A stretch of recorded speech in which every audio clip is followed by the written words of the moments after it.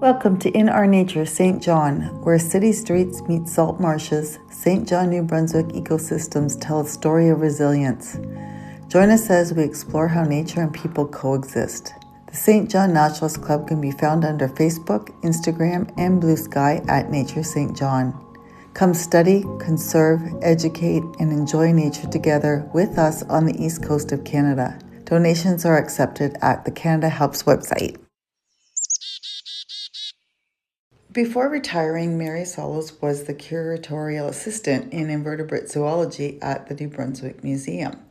We're honored to have Mary join us today to talk about her specialty. So I have one question to start with. Why mussels? Why mussels? Well, for me, it came as a direct result of my work at the museum and working with the invertebrates. And I would say back early in the early 2000s, there was a lot of work being done at the museum with freshwater mussels in New Brunswick. There were other people in the province that had published on freshwater mussels. Mm-hmm. And so just being exposed to it and being out in the field a few times with people working with mussels and knowing that there was an opportunity there to learn a lot more about them and to contribute a little bit to what's known about mussels in New Brunswick. That's what interested me. I remember we were, I think last summer, over in the peninsula, walking along the St. John River, and you were picking up shells and explaining vibrations on shells and how to identify certain types of mussels, I believe it was. And I asked you, why mussels? And you said, because they can't run fast. Well, I didn't want to admit that, but it's true. I can keep up with them. I can't keep up with birds. I thought that was a really good answer. For people who have never noticed them, what is a freshwater mussel? A freshwater mussel is an invertebrate animal, so it has no backbone. And it's got a soft body, and it's enclosed in a pair of shells, and they're joined together with muscles. So we call them bivalves because there are two halves to the shell. Mussels, they're aquatic animals. They live in the substrate of rivers, streams, lakes, ponds, most water bodies that are freshwater, and they filter feed. So they draw their food from the water column. So they wouldn't live in like brackish water? They don't tolerate salinity well at all. Okay. So there are certain bivalve species, bivalve meaning it's got two halves of the shells, that are not classified as freshwater mussels that you will find in brackish waters. Okay. How long do mussels live?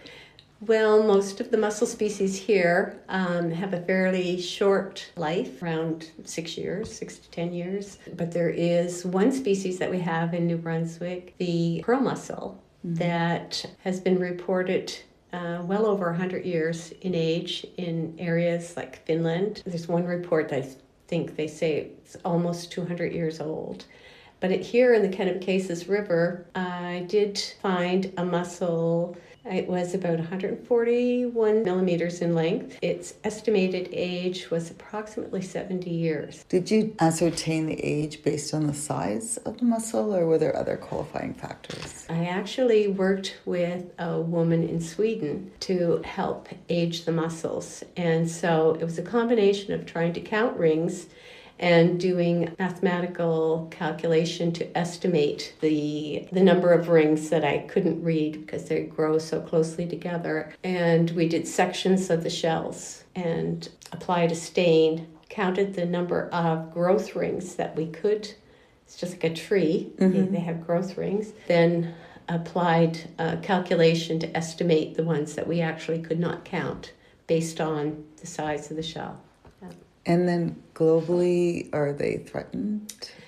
Historically, one of the major causes of decline was the pearl industry. And so not here, but in areas like Asia and Europe, they were harvested for pearls for ornamental reasons.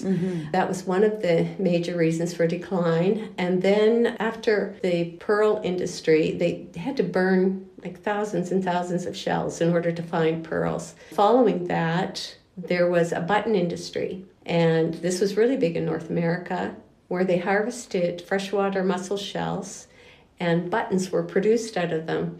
And there are pictures that you can find online and in in books of huge mounds of mussel shells that were used for the button industry. Oh. And so then when they came up with synthetic buttons, that industry faded out. But in the course of those two events, the pearl harvesting and the button industry, many species were extirpated, and many species incurred serious declines in their populations. For the pearl industry today, is it more farmed? Would some of those species have reclaimed some of their territory, or is it still a global threat? Now for the pearl industry, and I believe this is still going on in the US, they will export shells of certain species to places like Asia, where they'll take a little piece of that freshwater mussel shell, insert it into an oyster shell, and that irritation inside the oyster causes the oyster to produce hard tissue around that little seed piece. And so that's how they make cultured pearls. Oh. So how is a mussel different than a clam? Well, the word clam and mussel are interchanged. When we think of clams around here, we generally think of saltwater clams, the ones that you eat. But they're both terms that are used for bivalves. Oh, I see, because they both have two sides of a shell. Yeah, so there are clams, there are freshwater mussels, but there are also saltwater mussels as well. So those would be the blue mussels that we eat are saltwater. They're not freshwater mussels. I see. So we don't eat freshwater mussels. We don't. Historically, I think they have been a food source for Indigenous peoples. I've read reports where people have tried them. Some people have got sick from them. They're filter feeders, so they accumulate whatever's in the water. They'll accumulate that in their tissues. So if someone was going to try a freshwater mussel, they'd have to be pretty sure that the surrounding waters were, safe. Pretty pristine. Yeah. Okay. I haven't heard of anybody saying they like them enough to try them again. That's fair. And how many species do we have in New Brunswick? In New Brunswick, there have been 11 species that have been reported, and one has been extirpated, so it no longer exists here. And that mussel, the dwarf wedge mussel, used to be found around in the Petitcodiac watershed. It was the only place in Canada where it was found. So it's no longer here, and it's classified as extirpated. It's not extinct because it still occurs in some places in the U.S. And in a lot of those places, it's listed or threatened. Yeah. Why is that? Well, here in Petitcodiac, in this watershed, this was probably the limit of its range. In Petitcodiac, it's believed that when they put the causeway in, it stopped the flow of the fish that move through there. And since fish play an important role in the development of freshwater mussels, it could no longer reproduce. I see. So, okay, so man infiltrated its territory in a negative way. And that is the thought. And there's always the hope that now that causeway's been opened, that maybe there will be a return. Oh, okay. Are they common in the St. John River system? Freshwater mussels are. They're quite common, and you'll find different species in different sections of the river and its tributaries as well. So you'll find 10 species in the St. John River water system. Not the main river stem. You'd have to go into some of the little tributaries or some of the quiet spots, but you find all the species within that watershed. And what surprised you most when you first started studying them? I would say the biggest surprise is their life cycle. Who knew that something that looks so simple could have such a complicated life cycle? Yeah, you mentioned that about the fish, so it kind of ties into my next question, which is the freshwater mussels, my understanding is they have a parasitic stage on fish. Can you explain how that works? First of all, the freshwater mussels, there are male mussels and female mussels, and there are some exceptions to that rule, but what will happen is the male will release his sperm into the water, and then that will fertilize the female.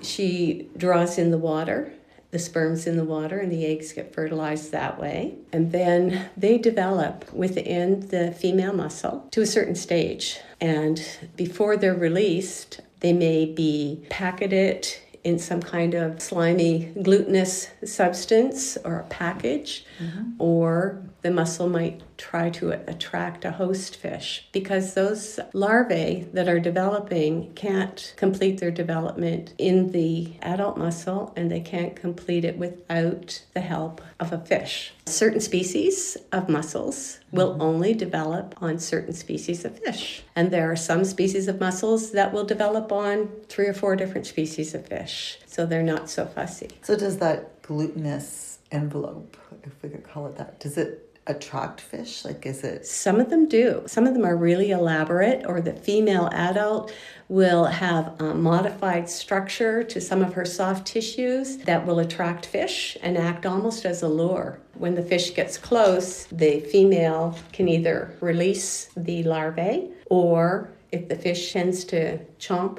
on one of those glutinous packages or disturb it so that the larvae go across the fish, it can swallow them. They will attach to the gills or the fin of that fish, and they'll continue their development there. Now, how big would they be at that point? They're just tiny. They would be like 40 to 70 micrometers. So they're very really tiny. Very tiny. And they have sort of like little hook structures on them that helps them latch on. But then they are parasitic on the fish. The fish will produce some tissue that kind of encapsulates it so that it protects it, makes it easier for that little larvae to hold on. And they'll develop there. They may stay there for days or weeks, or in some cases, maybe 1 or 2 months, till they develop to the point where they will metamorphose into a juvenile mussel, and then they'll fall off the fish, and they'll land wherever that fish happens to be at that time. They'll settle into the substrate, and that's where they will spend, the rest of their life, is in that general area. So would they be attracted to fish that maybe like to stay in the territories where they live best? Like they wouldn't want to maybe attached to a large fish that will go far away and into sort of a different kind of environment. And so what happens is they seem to have co-evolved, and so that you will find certain fish species with certain mussel species. For example, there's a species, the pearl mussel, that will only develop on salmonids. So salmon or trout. So you'll only find those in areas where you would find salmon or trout. Yeah, so to answer your question, you will find those fish there. And there may be some fish and they'll stay in, and the fish will stay in the environment where the mussel would thrive. They don't have to. So what will happen is they will, wherever those fish move, if they're moving upstream or downstream, the glycidia falls off, that has served to sort of distribute the mussels, the individuals around. So that's really how they get to move from one space to another. But you have fish that are coming in from salt water that move into freshwater, perhaps to spawn. And on the way through, they picked up these glycidia and then dropped them off somewhere along the way. So who are their predators? In this area, there are muskrats and raccoons. Some fish will feed on the larvae and the juvenile mussels. There are some turtles that may feed on them as well. So generally mammals and amphibians. Okay. What happens if fish populations decline? Well, and that has been the case with the salmon. Definitely it does pose a threat, because we know that the mussels can't develop without their host. And so for those mussel species that aren't so host specific, that will develop on 4 or 5 different species, they have a better chance than those that rely on maybe 1 or 2 species. Right. So, okay, yeah. That makes sense. And why are mussels considered ecosystem engineers? Well, a lot of them will hunker down, bury down into the substrate, so that only a portion of them that's feeding is above the surface of the substrate being the bottom of the riverbed or lake bed. And they often occur in large numbers. So when they do that, They've got part of their body below the substrate, and they're actually forming the bed so that they can modify the flow of the water in certain areas, not of the whole area, but in certain areas they can modify the flow, they can stabilize the substrate, and they can also have an effect on siltation moving through. And they provide habitat for invertebrates, for plants. So in great numbers, they can modify quite a I could see that space. Yeah. What does their presence tell you about the health of the river system? Well, it's interesting when you are looking at the health of the river system. There are so many different components, and mussels are one of those. And they're a major component. I mean, they're sort of at the base of the food chain, where they're taking nutrients that aren't useful to other animals, and they're feeding on them. They're producing feces and subfeces that transform nutrients into a usable food source for other plants and animals. So they, in combination with other invertebrates and with the fish and with the state of the substrate, they're one component of a healthy river system. So if you've got all those together, you've got those parts are all working well together. Yeah. And how much water can one mussel filter in a day? Well, that would vary on the species, but estimates have been as much as 72 liters per day. I remember when I was, this was in Ontario, in a place called Tobermory. There were a lot of mussels in the water system there, and it was like crystal blue. There was no muddy sediment, or it looked like the perfect Caribbean shot. Like the water looked really clean, and I often wondered if that was the mussels in the water filtering all that. So to me, when you say it looks perfectly sort of Caribbean and clear, like a picture, but that doesn't sound like a healthy water system in this area. To me, it sounds like there weren't a whole lot of plants and animals in the water. That would probably be true, yeah. There are areas in Ontario that have zebra mussel infestation. So that's an invasive species that is not one of our freshwater mussels, but it is not closely related to our freshwater mussels. It doesn't have the same predators. It just reproduces in massive numbers, and it can attach itself to substrates, and it has a really, really high filtration rate. So what it can do is take everything, including all the plankton and things, out of the water, make the water look crystal clear, but it's actually has removed some of the life of the water. Do we have any of those here, or is there a threat to them coming to New Brunswick? We do now. Just within the last couple of years, we've had reports of zebra mussels. They haven't come down to the southern part of the St. John River, but they are in the St. John River system. In areas where these have developed, they've spread quite quickly. They can cause quite a bit of damage to infrastructure, so they can clog pipes. They accumulate on wharves. They accumulate on freshwater mussel shells, and where they've got these byssal threads that they can all tie together and latch on, they can prevent other mussels from feeding properly. They have a lot of serious effects. I have heard that they attach to boats, and then boats get moved in knots. Yes, it is a problem, and something that we all sort of need to be aware of is that, every time you come out of the water, whether you're in a kayak or whether you're fishing with your waders, they say clean, drain, and dry is the saying, but you really need to clean your aquatic equipment, whether it's diving equipment or fishing equipment or whatever, before you move into another aquatic area. Right. Because it's easy to spread these. Sometimes you don't even see them. It's the larvae that are there. Yeah. Is that the biggest threat, or are there other threats to our water systems? To the freshwater mussels, Yeah. I would say that habitat is extremely important to freshwater mussels and to the other animals that they depend on. So they do depend on their host fish. So anything that threatens their habitat is probably the biggest threat and the most ubiquitous threat, I would say, in the area. Anything that modifies the habitat along the edge of the water body can also threaten if it allows for siltation, herbicides, pesticides, fertilizers. If there's an excess of those things that are running into the water, those are also a threat to the fish as well as all the other animals. Is there any particular species of mussel that is more threatened than others? We have 2 species in the province that are listed as species at risk. And one of those is the yellow lamp mussel, which is found in the St. John River system.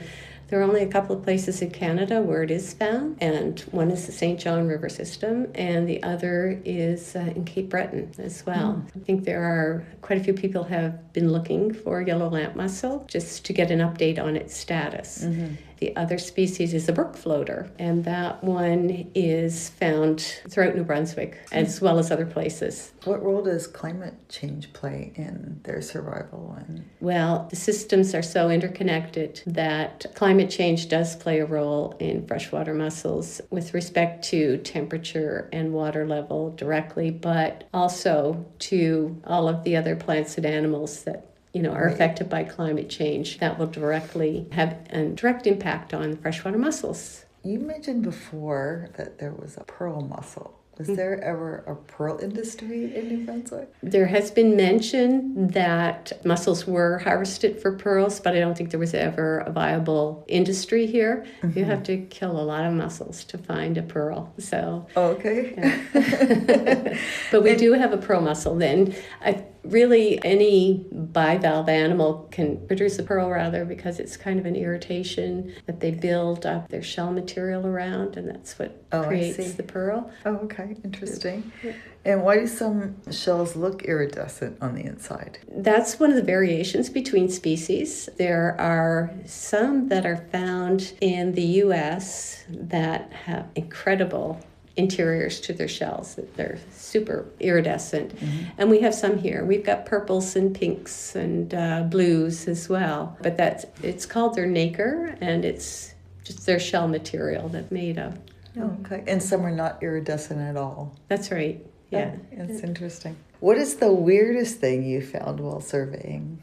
Well, I've had some embarrassing moments. And I'm not sure if you want to share any of those. You spend a lot of time in the water, and so we wear kind of dive suits. And I know I was perched against the river bank, and it was quite silty and muddy where we were, and I kind of had my knees perched there, and all of a sudden there was a big flutter of water, and a muskrat came right up between my legs. It was a shock. So yeah, that was the most surprising thing, was to be encountered by the muskrat. That's interesting. Was it in this area? It was on the Kennebecasis River. Oh, was it? Yeah. Is mussel surveying as glamorous as it sounds? Well, you know what? I found it was almost like a vacation some days. Imagine being out there floating in the river, looking at all this life underneath you. And right. I would have to say, yes, it was more glamorous than I thought it was going to be. I think that's also saying something about how much you enjoyed your work. Right? Yes. Yeah, that allowed you to do that. And what skills do young biologists need to get into the work that you did? Well, as far as mussels are concerned, they would need to love being in the water. Yeah. And have that general appreciation, not just for the mussels, but for the whole system, the bigger picture, and realizing that that's one small part of it, one small, very important part of the whole ecosystem. And I think you just need to be open and aware and willing, I guess, to explore things that you didn't think that you would be interested in. Right, being open-minded enough to be curious. Yeah. What can regular people do to help protect freshwater mussels? Well, there's actually quite a bit, and probably a lot of it we've heard many times, because again, it's that big picture thing. But it's, caring for not only what's in the water, but what's around the water. Because, everything that happens at the water's edge is going to have some influence on the plants and animals that are in the water.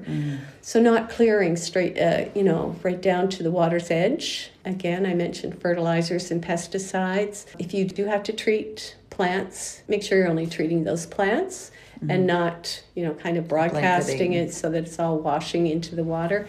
And then there's always garbage, dispose of any waste the way they should be. Right. If someone is kayaking or swimming in New Brunswick rivers, what should they watch for? I think you should always watch for mussels. And muskrats, apparently. And muskrats, yeah. I think whether, again, we mentioned the clean, drain, and dry. If you're kayaking or if you're using gear while you're swimming or just having fun, then I think you need to make sure that you're cleaning everything before you move your equipment into another area in the water, for sure. And again, if you find garbage, disposing of your garbage properly while you're out recreating, then, or if you're finding garbage there, deal with it. Don't just float by. The other thing is for things like ATV recreation. I know that's not kayaking, but there are places where you cross rivers and streams that those crossings are limited, that you're not running back and forth across the substrate more than you need to. Right. And if freshwater mussels disappeared tomorrow, how would life in the rivers around us change? I think there would be great concern because, if they have disappeared, it's not just the mussels that have disappeared. There's something else going on in that system, whether it's pollutants, whether it's something that's affected host fish, or the organic and material that's in the water and inorganic material that could have a negative effect on the whole ecosystem. So I think it would be a major alert. Is there one thing you wish everyone understood about freshwater mussels that we haven't talked about? I think that the most important thing about looking at the freshwater mussels and appreciating them is looking at the whole ecosystem and recognizing them as a major part of it, other than just shells and bumps in the river and things to cut your feet on, that they do serve a purpose. They're part of a bigger picture. They sure are. Well, thank you. I think I've asked every question that I've had, and I just want to thank you so much for being with us today. Oh, thank you, Kate. It's been a pleasure. Thank you, everyone, for stopping by to listen to In Our Nature St. John today. Remember, we can be found on Facebook, Instagram, and Blue Sky at Nature St. John. Donations are accepted through the Canada Helps website. We host events every month, and they can be found listed on our website at stjohnnaturalistclub.org/events. Please follow and subscribe to our monthly podcast, and if you have any ideas for discussion, let us know in the comments. Until next time.